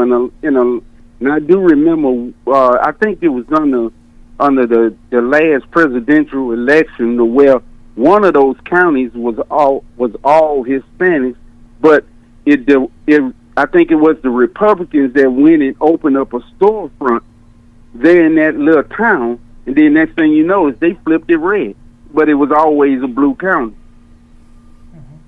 And I think, if I'm not confusing it, because the latest trend that happened with, like, the presidential election 2024, when Trump won, he pretty much swept all of like the valley, all the border towns. Yep. It turned red, and that's why when they redrew the maps, thinking that they were going to have that locked down for a long time. But since the ICE incidents and all the immigration crackdown, Trump has lost all the Latino vote. For the most part, like from that area, and in the special elections that have happened in those areas as well, the Republicans have been taking heavy losses. So I think, what you spoke of regarding Republicans opening up shop in the town and be able to flip it, that was something that happened before all of this mess with Trump, where he's lost the Latino support that he had gained in Texas. So I think that may be a different dynamic now that we're looking at. That's interesting. I hope that would, I hope that would actually be a good factor, because remember, Jasmine Crockett did all she can for the Hispanic people, and then was one of the major ones that was standing up speaking for them. Then they still went in there and turned face. So that's something we got to look for. Thank y'all here. Yeah, thank you. Yeah, I think, and this is something I'm looking forward to getting into as we proceed, because we do have to have conversations about the Latino vote. Now, I don't identify as a Hispanic, and we could get into that a whole other time, a whole other episode. But the Latino vote, we have to talk about all the anti-blackness is in it, the whiteness that's in it, and the way that the vote gets dictated because of that. I know Jasmine Crockett had a slip when she said something regarding not working like slaves or something like that. When referring to migrant workers and all that. So honestly, the anti-blackness was definitely going to make it so she didn't even have to say that. They were going to vote for Tallarico. Just because anti-blackness in the Hispanic community, the Hispanic-minded community, and the Latino community is a real thing. They look towards whiteness first before they look at anything else. And that's a whole other conversation we could have on another episode. But I think what was his name? Derek was speaking to, as far as like Republicans opening up shop in different small towns and rural towns. That may be what Tallarico's trying to do, like in a very hyper quick way for this race, is like set up in all these rural towns and just lock them down, right? Yeah, no, I mean, that definitely looks like that is the strategy. So, I mean, I won't take that from him. And and it might be successful. But there is another piece. And I can't speak to the Latino vote. So I don't really know. But I know that's where all of Tallarico's, a lot of Tallarico's support came from. Okay, so listen, y'all, we're drawing near to the end of the episode, so I want to take this opportunity to wrap up with focusing on what's going on here in Houston that you're working on. So, Don, you're our guest. What's going on that you want people to know about? What's the details on it, so that way we can know how to support you and support your organizations, plug in your podcast as well, and just kind of like be able to start growing this network. Yeah, okay, so my 9 to 5, my full-time job, I work for Courier Newsroom. I'm the expansion director. So I started and developed what is Courier Texas now, and we are a local news network, and so what we do is we try to build partnerships with folks on the ground. Me having an organizing background, it's important to me that we, approach it with understanding what's happening on the ground first, and so we just report what's happening, and we try to keep people informed on what's happening civically. And so that's Courier Texas. I am now doing our entire expansion, so we're expanding to 9 additional states. Oh, wow. And I'm kind of taking that same formula and doing it with different states like Georgia, New York, California, Minnesota. There's a ton, Kentucky. And so, we are launching this summer. And so, our plan is to get into these states and kind of to the point that our friend was just making on the phone is really try to reach folks that are not engaged in politics normally, and flip some of these counties. So we look at it very strategically as well. And that's what I do for my 9 to 5. And then I also have my podcast, Pretty in Politics Podcast, which I do live on Instagram every other Thursday. And so this next Thursday coming up, I actually have an interview with Sarah McGee, who is running for an HD house seat. And so, I interview candidates and folks that are on the ground. And so that's what I do. I kind of just talk to people about what's happening on the ground all the time. So that's wonderful. Do you have Instagram handles for everything? We want to hear about this my stuff. Personal is Donnie Lease J is spelled Jay, and then my podcast is Pretty in Politics Podcast on all the platforms. Okay, wonderful. And as far as like being able to have the independent media side of things, right? I think I I didn't realize that that's what the kind of work that you were doing. I thought it was like strictly politics and working with like just the politics side of it, but like the information side of it, like it seems like everybody's kind of like feeling the wave going that way, that we need to like create this ecosystem of independent media so we can have the right information, and then it becomes even more important when it's localized, because man, it's overwhelming to know how many different races there are, how many different offices there are, and there's school board, and then you got commissioners, you got precinct chairs, all these things, and like how are we supposed to keep up with this? And and for me, it's like, all right, so let us, bring all that together. So I'm grateful that we're making this connection early on, because for the most part, 5 months is gonna fly by really fast, and we're gonna be looking at 2028 dead in the face. And I'm dreaming of the opportunity to see Houston be so ready and mobilized that 2028 is going to look like a cakewalk, because it's just like you cannot throw misinformation across the room anymore, because, hey, we can knock on your door and be like, hey, this is not true, right? And at the local level, because Mandela got me inspired and New York got me inspired, and, it reminded me of what we accomplished back in 2016. Dawn, what were you during 2016, like specifically? What do you remember what you were doing? I think at that time that's when Trump won, so that's when I got like super activated. But I think at that point I was just working with Black Lives Matter and NAACP. Oh, okay, yeah. Because like back to the moment that we laughed in the conversation, and I said like well, we're friends, right? The coalition that came together during that time. I'm not gonna name them because it's not about like hey, it passes the past.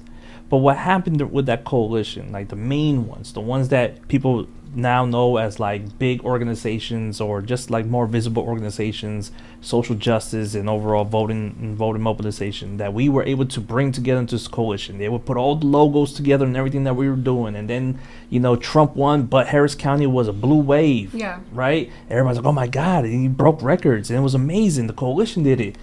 And I was the sticking point for what this coalition just fell apart on, which was when Trump had just won, you had New York, you had Chicago, and you had LA declaring themselves as sanctuary cities. I know that doesn't go far enough because it's not policy, but at least they were making that statement.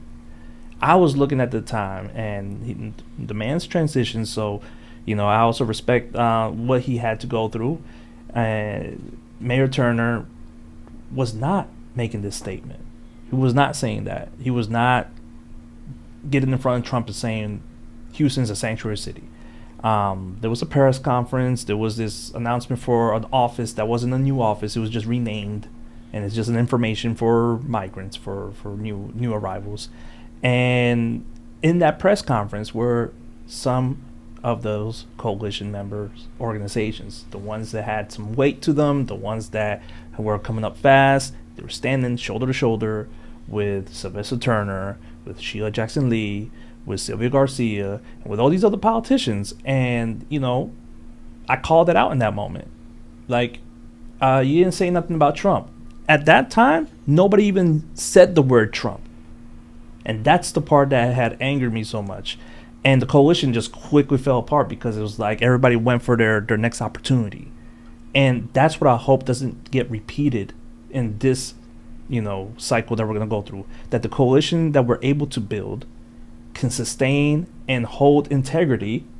And yeah, we could come apart and come back together for certain campaigns, but we should know at this point what we cannot allow to fly in Houston because the stakes are too high.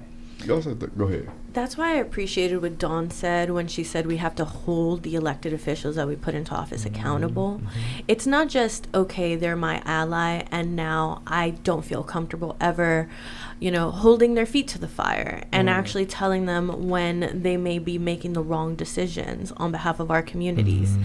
I think a lot of people, and unfortunately organizers, fall into this idea that, like, I don't want to burn the bridge, you know? Right.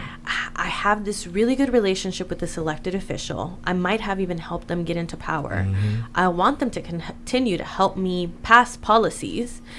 How do I, balance holding them accountable, applying public pressure, while still holding that relationship intact in order to do good things for my people. And I think some of us fail there, and we lose the ability to hold our own friends accountable. And I think trusting friendships are able to tell you, hey bro, that looks bad on you. Right. And I think we should be able to tell the elected officials, hey, that vote looked bad on you. Yes. I think, I mean, I was also, Stevens, you brought up, and Maria, you were bringing it up too just now. One of the things that and we should have, I think we're going to have an episode about this at some point, Stevens, about organizing and politics. And I think there is a difference between organizers and what I'm going to call activists, but I don't mean, what I mean by this is like the person who their main goal is to build a following online to sort of transition themselves into some sort of punditry, right? That the goal is not actually to inform people about what's going on the ground. The goal is not actually to be advocating for your particular communities. The goal isn't to be bringing people together. But so I say this to say, part of what I saw during that collapse, and you're right, I do think we're going to have to, this is something I hope we can talk about moving forward in terms of what happens on the ground. Where are the organizers? How do the organizers get together? Understand what our relative roles are in relation to one another, right? I write. That's what I did in 2016. All the propaganda stuff we were doing for Truth to Power, I was the one, and you were the one having the conversations. Right? Like we all had roles to play. You know, how do the organizers stay together, and how do we find a way to work? You know, maybe in concert with activists, but activists don't run the actual agenda for the show. Because I think part of what happened at least 10 years ago for the people that I'm thinking about, it was, how do I build my name? How do I build my brand? My brand got built. Once my brand got built, you know, cash in, right? And I think there, talk about integrity. Politicians have their roles to play, but organizers and folks on the ground, we can have a different type of integrity, a different type of. And so I share this just to say, and genuinely to share this just to say, I think that's something that we might want to talk about at a later time. And we will. And I think that's the theme of this episode, you know, with the Jasmine Crockett conversation and all that, because like 10 years ago, you know, the word cancel was already going to be thrown at her like that, right? And I'm advocating here for, you know, temperance. Like just relax for a moment. You know, we stepped in it, but it's not a mess. Let's just make sure that we get this right. And there's gonna be righteous anger, but there's a moment for righteous anger, because right now the stakes are high. So let's make sure we do this. And most importantly, for Houston, you know, what happened in 2016 is history. Like that was history. That was historic, and we were all part of that. So we have to tell the story right, including the lessons that we learned, including the mistakes that we made. So now we could like be better, because these young ones, I'm saying, these young ones are giving us hell, and they're going to give us even more hell. And I want to make sure that we're ready to like allow them to space to do that, because we need that. But at the same time, we need to make sure that these coalitions stick together. Any other last words before we wrap up? I want to thank you, Dawn, for coming by. And thank you for having me. This has been a fun time. What the heck? I can't believe we haven't met before. This is wild. It is. It felt very organic. Yeah, I put the friends and talking politics with friends. You know? you did definitely. This is what you did 2016. Well, 2014. You remember that call we all met at that Starbucks after that march, like, man? That was a crazy time. Let's get together and talk about stuff. So, for everybody watching on YouTube, thank you. And for those who called, thank you. And we'll be back next week on here, 12:30 The Source, and that's from 7 p.m. to 9 p.m. I am learning how to fly this ship. We got all the bells and whistles going on, and we're back in the studio next week to talk more politics with friends. We'll have another guest, and it'll be another exciting, fun time, because that's the other thing. I love that you said that you had fun, because I want that to be what people, not just in this room, feel, but like watching on the YouTube or listening on the radio. Like, I want them to also feel excited and like this was fun, right? Yeah. Because otherwise we're gonna burn out, y'all, and we're not burning out no more. We don't do that for nobody. We are here to stay, you know, true to that one concept, that if we get together and do it right with the right energy, we're gonna be able to accomplish anything.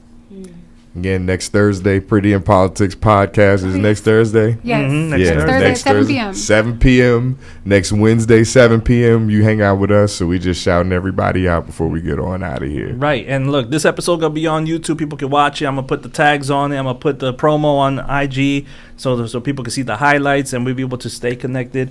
And with that, I am going to play us out, and I appreciate all y'all. Thank y'all, YouTube, everybody. We are out of here.